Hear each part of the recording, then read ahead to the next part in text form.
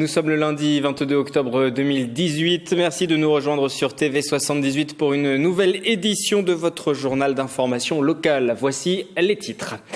300 élèves de CM1 et de CM2 de 9 établissements scolaires d'Elancourt se sont essayés au codage informatique. Une opération dans le cadre de la Code Week et qui vient compléter le dispositif école numérique de la ville. Les mondiaux de cyclisme, première étape, c'était au Vélodrome national de Saint-Quentin en Yvelines ce week-end. Le bilan des tricolores des Yvelinois lors de notre page sport. Et puis, des bénévoles au chevet du patrimoine de la vallée de Chevreuse. Comme chaque lundi, nous nous rendrons dans le parc naturel afin de faire ce soir un focus sur une opération qui a permis de restaurer et nettoyer le patrimoine. C'était pendant l'été dernier. On débute par de la politique. Invité ce matin de LCI, la députée La République En Marche des Yvelines, également porte-parole du groupe à l'Assemblée Aurore Berger. Elle s'est exprimée notamment sur Jean-Luc Mélenchon et la France Insoumise. Ce sont, je cite, des gens dangereux dans leur méthode et dans leur discours. Jean-Luc Mélenchon est en train de montrer le vrai visage de l'extrême gauche. Fin de citation. Concernant le projet de GPA, elle se dit fermement opposée. Écoutez-la. Je suis totalement opposée à la GPA parce que je vois bien qu'en ce moment, certains tendent à démontrer que finalement la GPA c'est quelque chose de facile, que tout se passe bien. Peut-être qu'il y a des cas où ça se passe extraordinairement bien. On parle évidemment de la médiatisation, par exemple. Il y a une médiatisation très forte autour d'un livre. Et je ne conteste absolument pas le fait qu'il doit être un père formidable et qu'ils font une famille formidable. C'est pas le sujet. Le sujet, c'est que quoi qu'il arrive, une GPA, ça veut dire que vous avez recours à une mère porteuse et que vous avez une marchandisation du corps de la femme. Et ça, c'est quelque chose que je peux pas accepter. Éducation à présent, il sera bientôt aussi important de savoir coder que de savoir écrire ou parler. Partant de ce constat, la Code Week entend sensibiliser les enfants au sein de leur établissement. À l'école de la Ville-Dieu d'Elancourt, des élèves de CM1 et de CM2 viennent d'apprendre à créer une application. Manon Varaldo. À Elancourt, les tablettes ont remplacé les cours d'histoire, d'anglais et de poésie. Lors de la Code Week, à l'école de la Ville-Dieu, une animation pédagogique dédiée à l'apprentissage du code est proposée. Ce qui nous a semblé intéressant, c'est que là, les enfants aujourd'hui vont apprendre selon une application qui s'appelle Swift Playground à programmer une application mobile sur leur tablette. 300 enfants de CM1 et CM2 apprennent à créer une application mobile en s'amusant.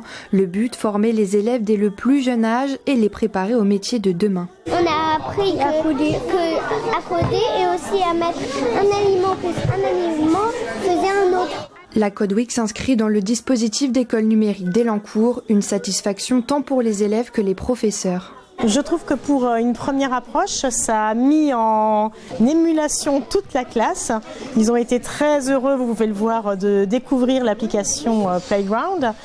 Et je pense que pour une première approche, c'est vraiment très intéressant, mais on ne va pas s'arrêter là à mon avis. Le conseil départemental et l'éducation nationale réfléchissent à un projet proposé à l'ensemble des 12 villes de l'agglomération de démarrer en janvier un programme d'équipement et de formation dans les écoles élémentaires avec toujours le même but, l'apprentissage du numérique.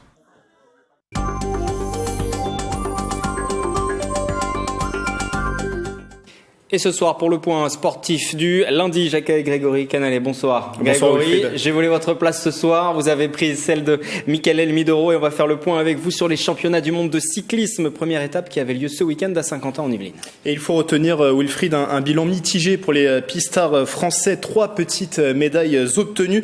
L'argent en vitesse par équipe pour le trio Boger, Vigier, d'Almeida. Médaille de bronze en scratch pour Adrien Garel. Benjamin Thomas lui remporte le bronze dans la catégorie Omnium. La délégation française entendait pourtant scorer sur cette première manche avec notamment Mathilde Gros, la jeune pousse tricolore. Malgré le soutien de sa famille, c'est une 4e place au sprint et seulement 8e place au Keirin, catégorie pour laquelle elle avait obtenu un titre de championne d'Europe. Il y a forcément de la déception dans la voix du directeur technique national. Mathilde Gros, elle, veut retenir le positif. Écoutez. Quelques regrets, on était à domicile, on espérait peut-être avoir des meilleurs résultats, on a tenté. Plusieurs de nos sportifs sont sortis assez rapidement dans les manches de qualification, donc quelques regrets. Je vais plutôt prendre les points positifs, regarder toutes les erreurs tactiques que j'ai faites pour pouvoir les mettre en œuvre, justement ne pas faire les mêmes erreurs dans une semaine à Toronto. Donc pour l'instant, je ferai un bilan à la fin des 2 semaines, à la fin des 2 Coupes du Monde. Et petite déception tout de même pour Mathilde qui va devoir rebondir par la suite. Côté organisation, est-ce que cette première manche est un succès ? Eh bien, c'était la première fois que l'enceinte saint-quentinoise recevait l'événement. Environ 3000 spectateurs sont venus chaque jour sur ce vélodrome qui compte, pour rappel, 5000 places. Il n'a donc pas été complètement rempli, mais ça reste satisfaisant. 25 nations étaient représentées. C'était donc une bonne répétition en vue de ces Jeux Olympiques 2024 qui arrivent pour le vélodrome saint-quentinois qui accueillera, pour rappel, des épreuves. Le vélodrome a plu aux athlètes présents. Écoutez à ce propos cette pistarde italienne et aussi la ministre des Sports en déplacement samedi au vélodrome. Une belle répétition d'organiser des Coupes du Monde, des Championnats du Monde chez nous en France dans cette installation. La fédération va y faire aussi ses armes en tant qu'organisateur. Et bien sûr les territoires qui sont aussi présentes, les élus qui peuvent voir aussi de quoi il s'agit parce que c'est sûr que prendre des décisions en connaissance de cause c'est toujours mieux. Non me l'aspettavo così et je ne l'imaginais pas comme ça. Il est vraiment très beau. Je souhaite bonne chance au Vélodrome pour les Jeux Olympiques qu'il accueillera. C'est beau que le cyclisme reste à ce haut niveau en Europe. È bello che il ciclismo rimanga sempre in alto in Europa.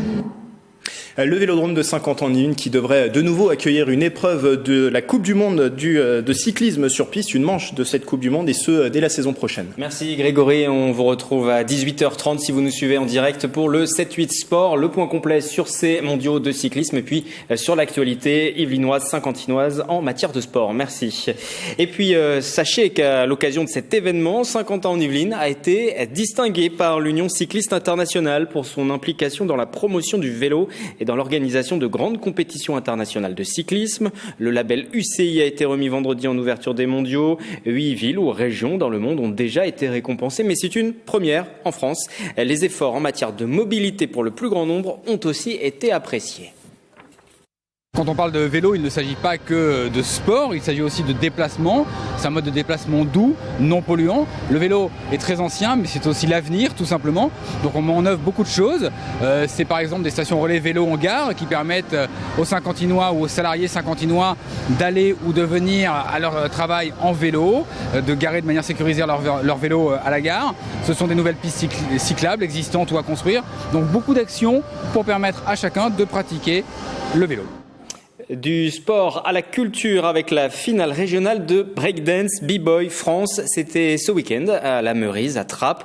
Ultime étape avant la finale nationale de Liévin. C'est dans le Pas-de-Calais. Marilène Yapichino.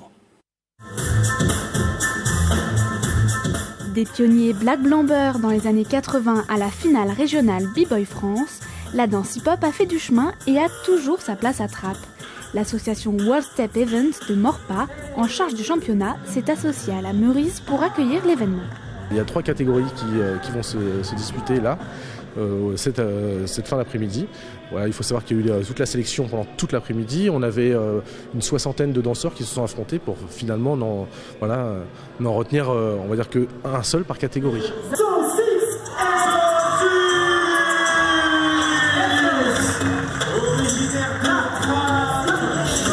Dans la catégorie Top Rock où les danseurs sont debout, 2 trappistes sont défendus les couleurs de l'association Street Hip Hop. Tous 2 se sont qualifiés pour la finale régionale. Foulani va affronter son grand, le terme utilisé dans le milieu pour désigner son professeur. Savoir que je suis à Trappes, à la maison, dans mon quartier, avec mon grand qui m'a tout appris, c'est une grande émotion pour moi. Je suis très fier d'elle. J'espère qu'elle va continuer et toujours être aussi disciplinée dans son travail et assidue dans la finesse, dans le regard et surtout l'accomplissement de soi, quoi. La petite a finalement surpassé son grand. C'est elle qui représentera l'Île-de-France de la catégorie Top Rock le 10 novembre à Liévin dans le Pas-de-Calais.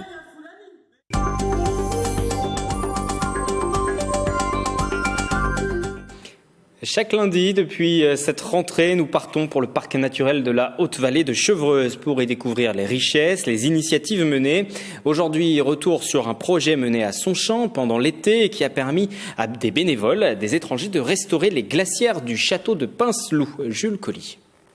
Que ce soit pour des insertions professionnelles ou des chantiers bénévoles, l'association Études et Chantiers propose depuis 2001 des projets collectifs d'intérêt général dans 80 pays, comme c'est le cas sur ce chantier de rénovation des glacières du château de Pinceloup à Sonchamp. Il y a plusieurs branches, il y a les espaces verts, il y a aussi de la maçonnerie. Ils font également un atelier vélo, donc voilà, dans un but écologique. On est là pour justement réhabiliter un petit peu le terrain, donc pour faire du nettoyage, pour redonner vie un peu à ces monuments historiques. It's really easy technically, but it's also really rewarding because then at the end you see everything you've done and you've accomplished, and it gives you satisfaction. Soutenu par le PNR de la vallée de Chevreuse, ce chantier bénévole mélange des jeunes adultes du monde entier autour d'un véritable travail d'équipe. On a des Japonais, on a des Mexicains, on a des Espagnols, des Allemands, des Turcs, des Pakistanais et j'en ai peut-être oublié un ou deux, donc je suis désolé. Mais beaucoup, c'est vraiment cosmopolite, c'est vraiment une mixité, une richesse culturelle aussi, donc c'est vraiment génial. Sometimes it's a bit hard to communicate because we are all speaking English or sometimes French, but it's not our mother tongue. You can communicate with your hands sometimes and just use basic words, so it always works. It's a nice experience. Et c'est donc par ce mélange d'origines dans un travail collectif que se créent des liens puissants entre les différents participants, tout en leur faisant découvrir de nombreuses cultures. For us, it's a really nice chance to learn from other cultures and also to learn from the local culture. For me, it's one of the best ways to travel because it gives you the opportunity to meet, to know so many countries at the same time and in a place. And you work in the morning and then you have some free time in the afternoon to know places. And also to live with people, so it's really interesting and I would recommend it. C'est vraiment des jeunes qui participent énormément, ils sont volontaires, ils travaillent vraiment bien, j'ai rien à dire, c'est une superbe équipe pour des gens qui ne sont pas du tout du métier en plus, donc c'est assez vraiment agréable à vivre. Ouvert à tous de 14 à 99 ans, sans condition de diplôme, de compétences ou de niveau de langue, ces chantiers sont de véritables expériences de vie, mêlant insertion professionnelle et rencontres, le tout dans une ambiance très conviviale. Fin de cette édition, où le journal revient mardi 18h en direct, replay sur notre site internet, notre application mobile, vos commentaires sur les réseaux sociaux, vous en avez l'habitude. Excellente soirée et bonnes vacances à ceux qui peuvent en profiter.